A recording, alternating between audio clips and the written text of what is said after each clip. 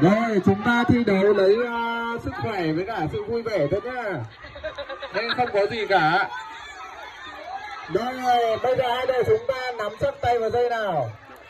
Có mạnh lên được chưa? Có mạnh lên. Rồi chuẩn bị nào, hai đội sẵn sàng chưa?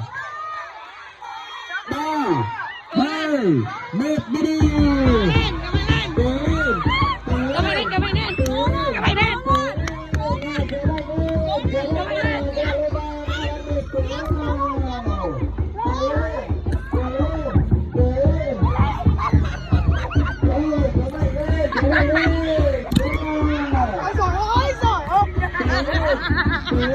Ôi trời ơi.